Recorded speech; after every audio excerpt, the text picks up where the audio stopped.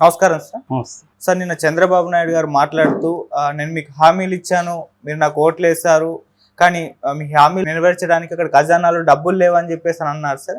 ఇప్పుడు దీంతో కొన్ని క్వశ్చన్స్ రాజవుతున్నాయి. అంటే హామీలు నెరవేర్చుకోవడం వీలుగాక ఈ విధంగా జగన్ పైన నెపం వేస్తున్నారా, లేకుంటే డబ్బులు లేవని మీకు ఈ విషయం ముందే తెలీదా అని చెప్పేసి ఈ విధమైన క్వశ్చన్స్ అయితే రైజ్ అవుతున్నాయి సార్. మీరేం చెప్తారు మరి వీటి గురించి? యాక్చువల్గా ఖజానా ఖాళీ అనే విషయం కొత్తగా ఏం లేదు. చంద్రబాబు కూడా 2019లో దిగిపోయినప్పుడు ఆయన ఖజానాలో ఎంత ఉన్నాయి, 100 కోట్లు ఉన్నాయని ఇప్పుడు మనకు ఈనాడు, జ్యోతి వాళ్ళు రాసింది చూస్తేనే అర్థమవుతుంది. 100 కోట్లు ఉన్నాయి. ఇప్పుడు శాలరీలకి 8,000 కోట్లు, మిగతా ఖర్చులకి 8,000 కోట్లు కావాలి, జగన్ ఏం చేయబోతున్నాడు అని ఈనాడు, జ్యోతినే రాశాయి. అంటే ఆయన దిగిపోయినప్పుడు 100 కోట్లు పెట్టేసి వెళ్ళాడు. ఇప్పుడు జగన్ దిగిపోయినప్పుడు దాదాపు 8,000 కోట్లు ఉన్నాయని వాళ్ళు చెప్తున్నారు. కనీసం 6,000-7,000 కోట్లు అయితే జగన్ దిగిపోయినప్పుడు ఉన్నాయి. మరి 2019 నుంచి 24 వరకు జగన్ ఎలా ఇచ్చాడు? మరి 70,000 కోట్లు ఎవ్రీ ఇయర్ ఇచ్చాడు కదా. కనీసం ఈయనిచ్చిన హామీలు ఇవ్వలేకపోయినా కనీసం ఆ 70,000 కోట్ల వరత ఇవ్వాలి కదా ఆయన. సో క్లియర్గా ఏంటంటే జనాల్ని ఏమార్చి అధికారంలోకి వచ్చాడు, నో డౌట్. అది ఏమార్చని ఎందుకు అంటున్నానంటే తెలుసు వాళ్ళకి. ఎందుకు తెలుసు? మనకి చూస్తే జగన్ని టార్గెట్ చేసిన అంశాలలో ఈ ఉచిత పథకాల ద్వారా రాష్ట్రాన్ని దివాలా తీస్తున్నారు, శ్రీలంకగా మార్చేస్తున్నారు అని చాలాసార్లు వీళ్ళు విపరీతంగా దాన్ని ఫోకస్ చేశారు. వెనిజులా అయిపోతుంది, శ్రీలంక అయిపోతుంది, రాష్ట్రం నాశనం అయిపోతుంది. అప్పులు 14 లక్షలు, 20 నోటుకొచ్చిన ఫిగర్లన్నీ చెప్పారు. ఇప్పుడు వాళ్ళ దీంట్లోనే 7 లక్షల అప్పులు అంటున్నారు. ఈ 7 లక్షల్లో జగన్ చేసినంత, చంద్రబాబు చేసినంత పక్కన పెడితే ఈ ఆంధ్రప్రదేశ్ కంటే కూడా చాలా రాష్ట్రాలు అప్పుల్లో ముందున్నాయి. ఉత్తరప్రదేశ్ కావచ్చు, తమిళనాడు కావచ్చు, కర్ణాటక కావచ్చు, ఇలాంటి రాష్ట్రాలు ఆంధ్రప్రదేశ్ కంటే కూడా ముందున్నాయి.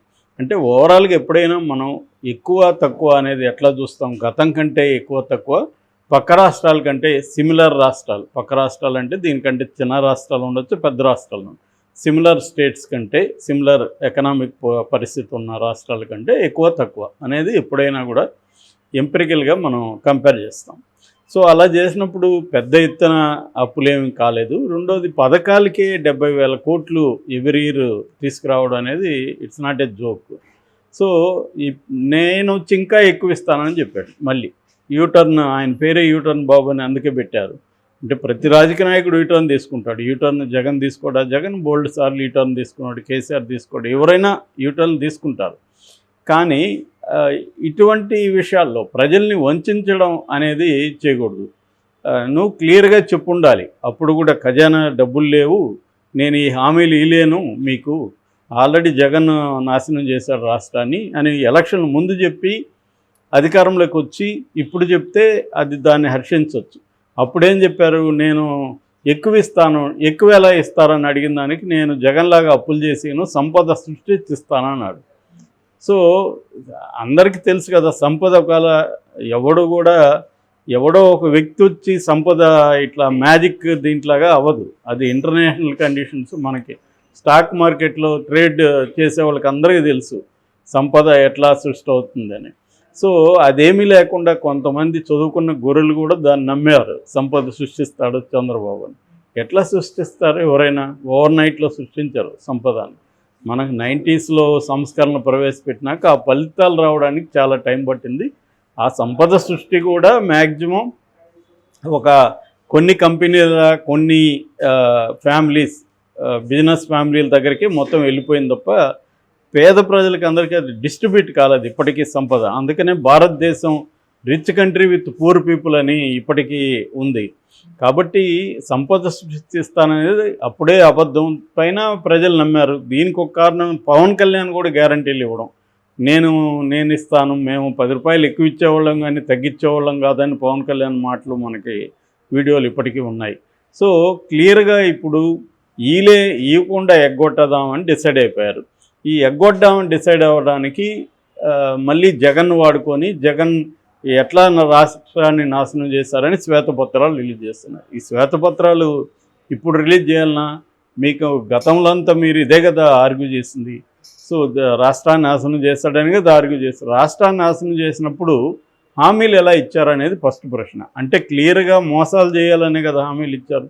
ఇదే పని వ్యక్తులు చేస్తేమో చట్టాల్లో శిక్షలు ఉన్నాయి. ఒక అబ్బాయి ఒక అమ్మాయిని ఫాల్స్ ప్రామిసెస్తో పెళ్లి చేసుకుంటానను, ఇంకోటో ఉద్యోగం ఇస్తానని ఆ అమ్మాయితో లైంగిక సంబంధం పెట్టుకుంటే ఆ అబ్బాయికి 10 ఏళ్ళు జైలు శిక్ష, ఒక ఫాల్స్ ప్రామిస్ చేసిన దానికి. మరి ఇట్లా రాష్ట్రంలో 5 కోట్ల మంది ప్రజలను మోసం చేసినట్టే కదా ఇది. నేను హామీలు ఇస్తానని చెప్పి ఇప్పుడు ఖజానా ఖాళీగా ఉంది. నిన్న ఆయన ఏం మాట్లాడాడు, మీరు నన్ను ఓట్లేసి గెలిపించారు, నేను మీకు హామీలు ఇచ్చాను, కానీ అవి నెరవేర్చాలి, కానీ అక్కడ ఖజానా ఖాళీగా ఉంది, అక్కడ ఏముంది, అక్కడ ఏమీ లేదు అని చెప్తున్నాను. ఏమీ లేదనే విషయం 14 ఏళ్ళు పరిపాలించిన ముఖ్యమంత్రికి తెలీదా గతంలో? సో క్లియర్గా కావాలని అబద్ధాలు చెప్పి మోసాలు చేసి ప్రజల్ని అధికారంలోకి రావడం అనేది ఖచ్చితంగా వ్యతిరేకించాలి. ఇప్పుడు మళ్ళీ దీన్ని సమర్థిస్తూ చంద్రబాబు చెప్పింది కరెక్టే కదా, ప్రజలకి అప్పులు చేసి ఇవ్వాలనా అని మాట్లాడుతున్నారు. మరి ఇదే పని ముందు ఎందుకు చేయలేదు అనేది ప్రశ్న. ఇప్పుడు చెప్పింది కరెక్టా కాదనేది వేరే చర్చ, ప్రజలకి అప్పులు చేసి ఇవ్వాలనా లేదనేది వేరే చర్చ అది. కానీ ముందు ఎందుకు ఈ విషయం తెలీదా, ఖజానా ఖాళీ అనే విషయం అప్పుడు తెలీదా? సో అందరికంటే బాగా ఆయనకే తెలుసు. సో తెలిసి 1,30,000 కోట్ల విలువైన హామీల్ని ఎందుకు ఇచ్చారు? సో అందువల్ల ఈ సూపర్ 6 ఇవన్నీ బూటకం అనేది చాలామంది ముందు నుంచి చెప్తున్నారు. అయినా ప్రజల్లో ఏముంటుందంటే ఆశ ఉంటుంది. మనకి ఇప్పుడు 2 పిల్లలు ఉన్నారు. ఎవరో నా వీడియో కింద కామెంట్ పెట్టాడు, నేను తెలుగుదేశం వాడినే సార్, మా ఇంట్లో 2 పిల్లలు ఉన్నారు, 30,000 వస్తుంది అనుకున్నాము, పైసా కూడా రాలేదు అని వాపోతూ కామెంట్ పెట్టాడు. అలాగే ఇప్పుడు తెలుగుదేశం వాళ్ళకైనా ఎవరికైనా పేద ప్రజలకి 2 పిల్లల్ని చదివించుకోవాలంటే వాళ్ళ ఉన్న కష్టాల్లో క్వాలిటీ ఎడ్యుకేషన్ ఉండాలి. క్వాలిటీ ఎడ్యుకేషన్ గవర్నమెంట్ స్కూళ్ళల్లో ఉండట్లేదు, ప్రైవేట్ స్కూల్కి పంపించాలి. ఒక బాబుకో పాపకో 15,000, జగన్ 15,000 కాకపోతే 14,000, 13,000 మొత్తానికి ఎంతో కొంత అందింది నికరంగా. ఇప్పుడు ఇది ఏ పథకం కూడా అందించే పరిస్థితి లేదు. అందుకని ఇప్పుడు సూపర్ 6 పోయి సూపర్ 3 అనేదో పెడుతున్నారు. అంటే పథకాలు ఇచ్చినట్టు ఉండాలి, డబ్బులు ఎక్కువ ఖర్చు కాని వాటికి మనం చేయాలి అనేది. ఒకటేమో వృద్ధులకు సంబంధించి దాన్ని కూడా కట్ చేసేసారని చెప్తున్నాడు. దాదాపు 67,000 మంది 2 నెలల్లో తగ్గిపోయారు పెన్షన్దారులు అంటున్నారు. అందులో కొంతమంది చనిపోయి ఉండొచ్చు. ఏదేమైనా అంత పెద్ద ఎత్తున చనిపోయారా, 67,000 మంది 2 నెలల్లో చనిపోయారా అనేది ఒక ప్రశ్న. లేదు వీళ్ళు తగ్గించారా పెన్షన్లు అందరికీ ఇలేము కాబట్టి. ఖచ్చితంగా గవర్నమెంట్స్ ఇదే పని చేస్తాయి. అంటే ప్రజల్ని ఎలా మోసం చేయాలి అనే పద్ధతి ఇప్పుడు ఆలోచిస్తారు. ఎందుకంటే అలివిగాని హామీలు ఇవ్వడం, గెలవడం కోసం ఆ హామీలు నెరవేర్చలేని పరిస్థితి. దీనివల్ల ప్రజల్ని మోసం. ఇప్పుడు జగన్ కూడా మద్యపాన నిషేధం అన్నాడు, మోసం చేసినట్టే కదా. మద్యపాన నిషేధం కాకుండా ఇంకా దాన్ని రెట్లు పెట్టి క్లియర్గా అతనికి తెలుసు మద్యపాన నిషేధం చేయలేమని మోసం చేశాడు. జాబ్ క్యాలెండర్, అన్ని ఉద్యోగాలు గవర్నమెంట్ దీంట్లో లేవన్నారు, కానీ జగన్ అక్కడ క్లియర్గా తెలిసే మోసం చేశాడు. సో ఇక్కడ ఏంటంటే ప్రతి పార్టీ, ఏ పార్టీ అని తెలుగుదేశం చంద్రబాబు జగన్ అని కాదు, ప్రతి పార్టీ కూడా ఇవాళ ఎన్నికల్లో ఫాల్స్ హామీలు ఇవ్వడం, వాటిని నెరవేర్చలేక మళ్ళీ రకరకాల డ్రామాలు వేయడం, ప్రజల్ని ఏ పద్ధతిలో వంచాలని ప్లాన్ చేయడం, ఇది జరుగుతుంది. ఇది చంద్రబాబు 2014 నుంచి 19 అప్పుడు కూడా ఇదే జరిగింది. సో కాకపోతే అప్పుడు అందుకనే మళ్ళీ అతన్ని ఓడించారు. ఇప్పుడు అదే జరుగుతుంది. ఇప్పుడు ఈ 5 ఏళ్ళు ఏదో ఒక పబ్బం గడపచ్చు, కానీ నెక్స్ట్ 5 ఏళ్ళు గెలవాలంటే ఇప్పుడు ఏం ఆలోచిస్తారంటే వీళ్ళు లాస్ట్ 1 ఇయర్లో చూసుకుందాంలే, లాస్ట్ 1 ఇయర్లో ప్రజల్ని మ్యానిపులేట్ చేయొచ్చు, మన దగ్గర మీడియా ఉంది, మన దగ్గర మేధావులు ఉన్నారు, మన దగ్గర వ్యవస్థలు ఉన్నాయి అన్న ఇది చంద్రబాబుకు ఉంది. అందుకని ఇంత తెంపరితనంగా ఓపెన్గా మీరు ఆలోచించుకోవాలి, నేను హామీలు ఇచ్చాను కానీ నెరవేర్చలేను అంటే ఏంటి అర్థం? మరి ఎందుకు హామీలు ఇచ్చావు? తెలియకుండా అయితే ఇవ్వలేదు కదా. పోనీ నాకు తెలీదు ఇలాంటి పరిస్థితి ఉంది అందుకని నేను హామీలు ఇచ్చానంటాడా? అన్నప్పుడు యువర్ ఇన్సెంట్ అనేది వస్తుంది కదా. 14 ఏళ్ళు పరిపాలించిన ముఖ్యమంత్రిగా పరిపాలించి చాలా యాక్టివ్గా ప్రతిపక్షంలో ఉండి విపరీతమైన భయంకరమైన మీడియా వ్యవస్థలను పెట్టుకొని నీకు తెలియదంటే ఆశ్చర్యం. మామూలు కామన్ మ్యాన్కే తెలుసు. రాష్ట్రం మీరే కదా ప్రచారం చేసింది, అప్పులు 10 లక్షల కోట్లు, 14 లక్షల కోట్లు ఇష్టం వచ్చినట్టు చెప్పారు కదా.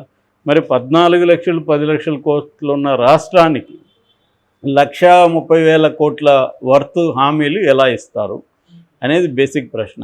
దీనికి ఆన్సర్ చెప్పాలి కదా. అది లేకుండా ఇప్పుడు ఖజానా ఖాళీ అంటే ఏం లాభం?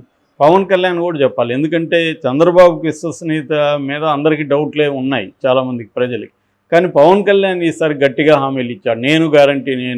ఇప్పుడు పవన్ కళ్యాణ్ సైలెంట్గా ఆయన పనిలో ఆయన ఉన్నాడు. ఆయన శాఖలేమో ఆయనేమో ఆయన ఇచ్చిన హామీలు అమలు అవుతున్నాయా లేదా, అవి ఎందుకు అమలు అవ్వట్లేదు, ఈ విషయాల మీద అతను ఏం మాట్లాడట్లేదు. సో చాలామంది అనుకుంటారు పవన్ కళ్యాణ్ భిన్నమైన రాజకీయ నాయకుడు. ఆయన భిన్నమైన కాదు, ఘోరమైన రాజకీయ నాయకులలో ఆయన ఒకడు. ఎందుకంటే జనాల్ని ఎలా ఏమార్చాలి, అబద్ధాలు ఎలా చెప్పాలి అనేది పవన్ కళ్యాణ్ చూసి నేర్చుకోవచ్చు మనం. అనేక ఎగ్జాంపుల్స్ ఉన్నాయి. ఇప్పుడు కూడా అతను ఏ రకమైన బాధ్యత తీసుకోకుండా, నిజానికి అతను కదా ఇవన్నీ అసలు ఈ కూటమిని కట్టింది, ప్రజలకు హామీలు ఇచ్చింది, అన్నీ చేసింది అతనే కదా. మరి అతను ఎందుకు సైలెంట్గా ఉన్నాడు ఇవాళ? సో ఇది పెద్ద ప్రశ్న. దీనికి ఆన్సర్ చెప్పేవాళ్ళు ఎవరు కనిపించట్లేదు.